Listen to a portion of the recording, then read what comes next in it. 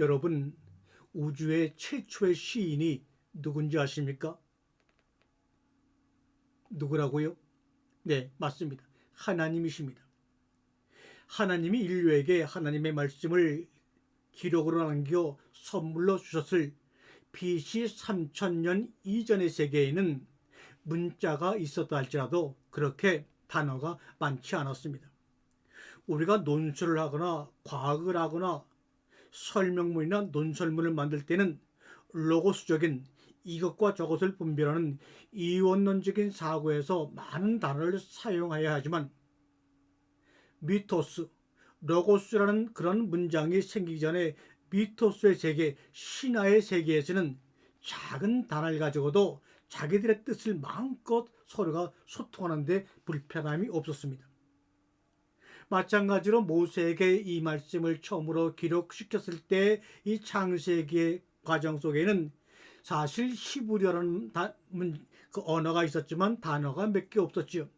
그 몇 개 없는 단어를 가지고 하나님과 인간이 소통하자니 로고스적인 문장을 가지고는 소통할 수가 없었겠죠.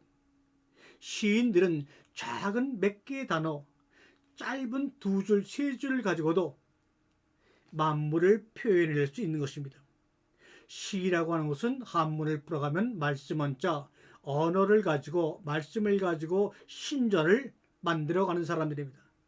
여러분과 하나님이 나와 너가 함께 더불어 하나님과 살아가는 그 전을 만들어가는 것이 바로 시인이요 시입니다.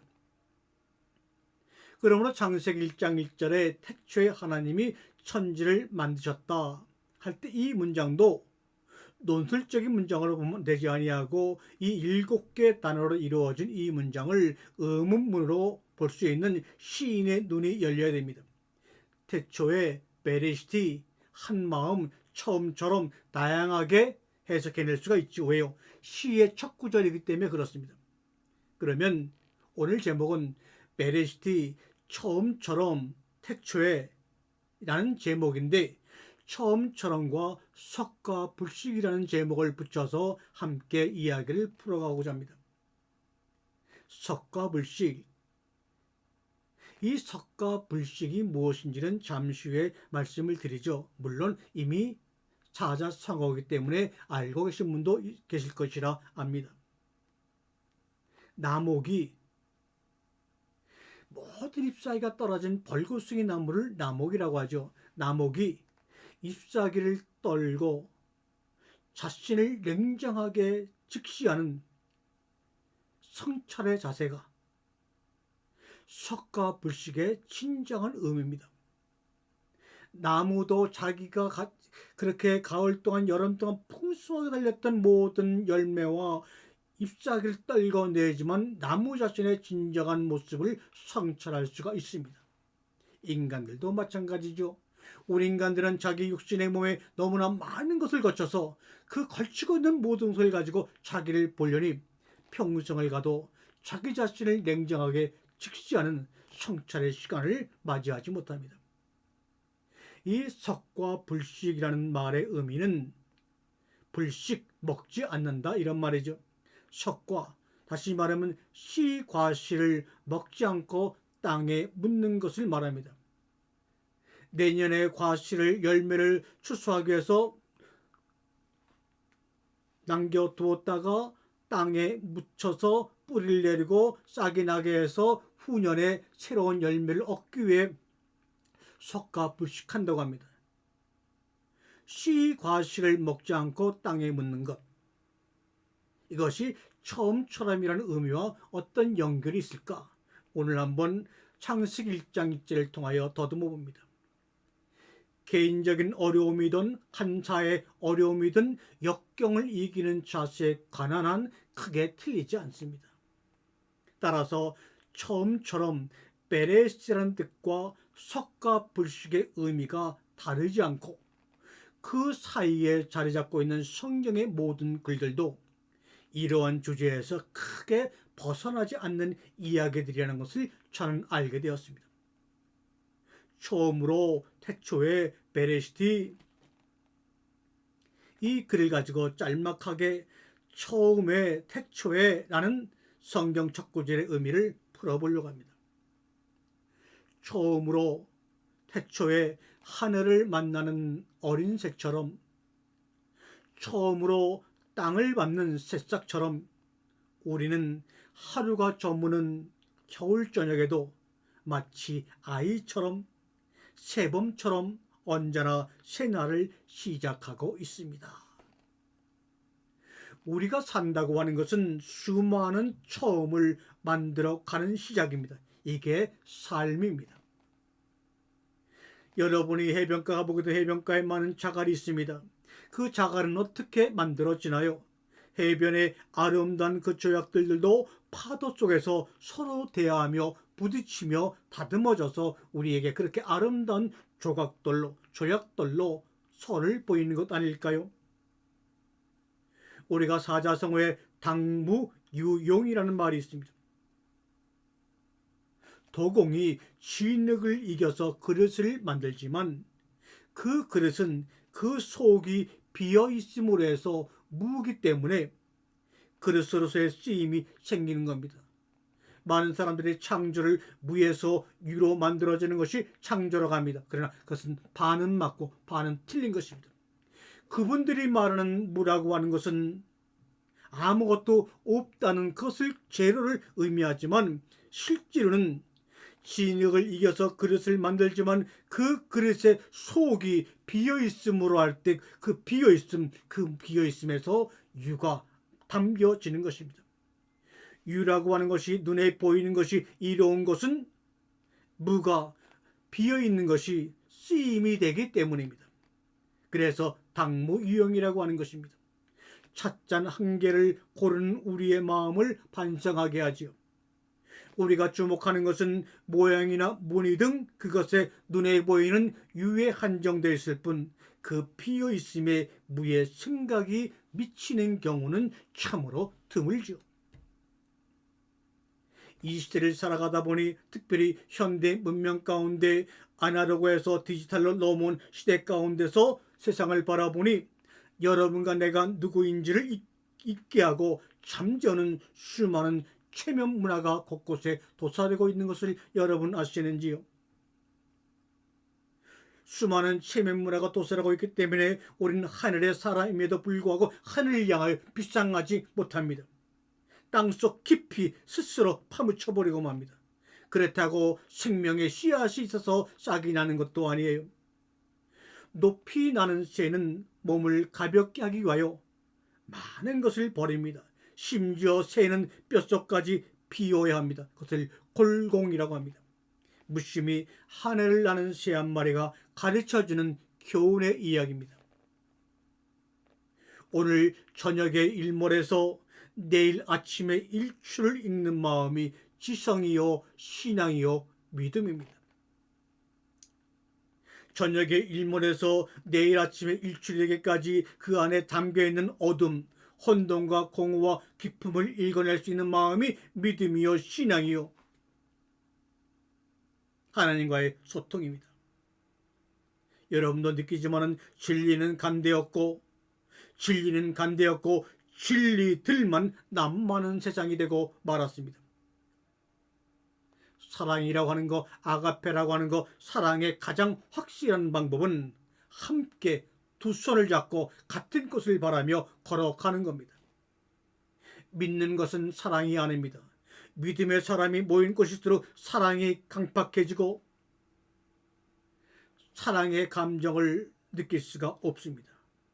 믿는 행위는 내 의견과 판단의 제한을 언제나 받기에 언제 어느 때 변할지를 모르기 때문에 믿음이라고 하는 것인지 모릅니다.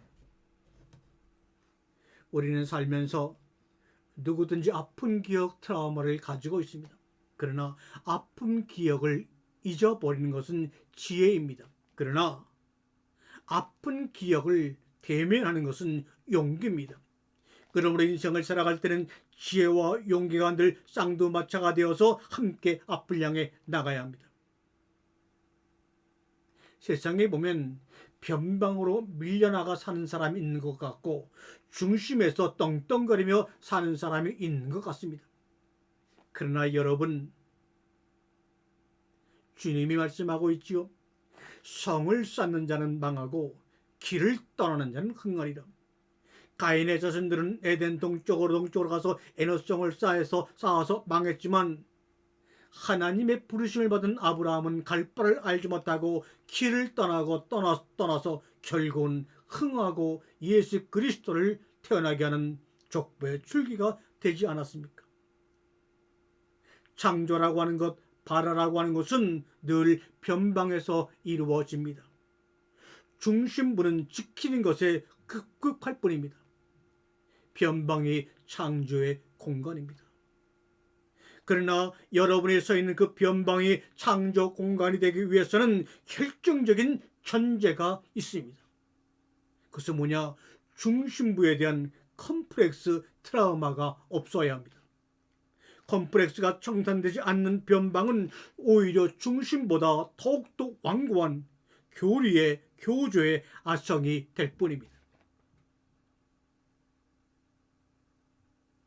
우리는 때로 아이들에게 그림을 가르칠 때 그림을 잘 그리는 사람들은 얘기했지만 저같이 그림을 잘 못 그리는 사람은 이 손주들에게 집 하나를 그려주면서도 맨날 똑같은 그림만 그려줍니다.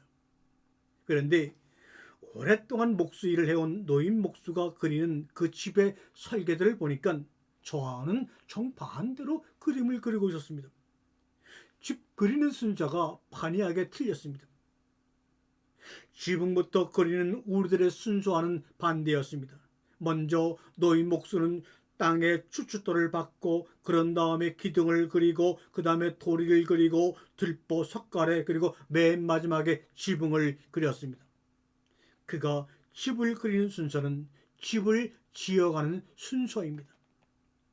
다시 말하면 일하는 사람의 그림이었습니다. 우리가 그린 그림은 생각하는 사람들의 그림이었습니다. 이 시대는 일하는 사람의 그림, 그런 사람이 필요한 시대입니다. 셋째 날 하나님께서는 묻을 드러내시고 그 묻 가운데 나무를 심으셨습니다. 그 나무를 저는 날마다 생각하는 나무라고 말합니다. 그 생각하는 나무는 우리들에게 말합니다. 생명을 알게 하는 나무가 선악을 알게 하는 나무로 있더라 라고 우리에게 늘 생각하라고 말합니다. 그 셋째 날 나무가 나무에게 말했습니다. 우리 함께 더불어 수비되어 지키자. 셋째 날 씨가 진 열매 맺는 나무가 여섯째 날 열매 안에 씨가 진 나무에게 말했습니다. 우리 더불어 열매 맺어 먹힘을 당하자. 너와 나는 하나야. 열매를 맺는 하나의 나무야. 선악을 알게 하는 나무와 생명을 알게 하는 나무는 하나야. 셋째 날 씨가 진 열매 맺는 나무가 선악과요. 여섯째 날 열매 안에 씨가 진 나무가 바로 생명의 나무입니다. 생명의 나무는 먹힘을 당하기 위해서 존재하는 것입니다.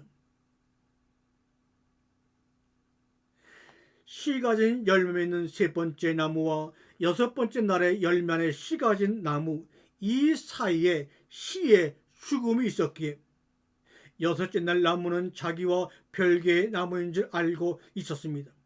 그런데 그 죽음이 나로 나되게 한 것을 알고는 얼마나 울었는지 모릅니다. 비로소 내가 누구인지 알게 되었습니다. 생명나무가 선악을 알게 하는 나무로 있더라. 같은 하나의 동일한 나무라는 것을 알고 내가 누구인지를 깨달았습니다. 내가 누구인지를 깨닫고 함께 숲을 만들어 가자고 하는 그 나무의 소리를 듣는 사람들은 늘 한솥밥을 먹게 되어 있습니다. 대문을 열어놓고 두레상에 둘러앉아 한솥밥을 나누는 정경은 지금은 사라진 옛날의 아름다운 모습입니다. 솥도 없고 아궁이도 없습니다. 더군다나 두레상도 사라져버리고 말았습니다. 한솥밥은 되찾아야 할 삶의 근본이요 온고이 지신입니다. 평화라는 한문을 여러분 한번 써서 보시기 바랍니다. 밥을 고르게 나누어 먹는 모습이 거기에 담겨져 있습니다. 쌀미자에다가 고루 나누어 먹는 평자에다가 입구자가 붙어서 평화의 뜻이 되었기 때문입니다. 그렇게 한솥밥을 먹고 지내는 사람들 속에는 화강동진의 은혜가 임합니다. 화강동진이 뭡니까? 그 빛에 화하고 그 먼지를 함께 한다고 하는 도덕경 56장에 나오는 문장입니다. 빛이 있으라 하시고 빛이 있었고 그 빛이 보시기에 좋았더라. 그 빛이 보시기에 좋았던 이유는 빛과 어둠을 나누사 빛이 있으라 하신 그 빛 속에는 빛과 어둠이 공존하고 있다는 창세기 1장 2절 해석과 도덕경 화강동진의 그 빛에 화하고 그 먼지를 함께 한다는 말과 같은 의미의 말이 아닐까요? 우리는 성경과 함께 살아오고 세상의 문화와 함께 살아오면서 오래된 두 개의 인식을 하는 도구를 가지고 있습니다. 다시 말하면 요한복음 이후에 예수님 이후에 만들어진 로고스와 예수님이 오기 전에 기록되어진 미토스 신화가 바로 그것입니다. 로고스는 이성, 훈련, 공부를 통하여 이루어집니다. 그러나 미토스 신화는 감성, 훈련, 공부라고 합니다. 로고스라고 하는 것은 플라톤 이후에 만들어진 단어입니다. 로고스는 플라톤이 말하기를 고전문학, 역사, 철학을 의미합니다. 어느 것이나 언어, 개념, 논리 중심의 문학 서사 양식입니다. 플라톤 이외에는 미토스라고 하는 신화적인 기록은 아주 하층 계급이 쓰는 것이라고 배제하고 로고스만이 제대로 된 사람들이 쓴 문장이라고 하면서 미토스를 서서히 다 사라지게 만들었습니다. 그러나 모든 근본에는 미토스 신화가 깔려 있는 겁니다. 창세기, 출애굽기, 레위기도 미토스의 기록입니다. 우리가 말씀을 나누면서 특별히 시인들의 이야기, 시에 관해서 이야기를 하는 까닭은 우리의 생각이 로고스라고 하는 인식 틀에 너무나 많이 갇혀 있기 때문에 그것을 풀어내려고 그랬습니다. 우리의 사고는 언어로 구성되어 있는 것이 사실입니다. 소시르의 언어 구조학이 그것을 밝히고 있습니다. 그러나 언어라고 하는 그릇은 지극히 대단한 것 같아도 따져보면 왜소하기 그지없습니다. 작은 컵으로 바다를 뜨는 것이나 마찬가지 정도입니다. 컵으로 바닷물을 뜨면 그것이 바닷물이긴 하지만 이미 바다가 아닌 것 아닙니까?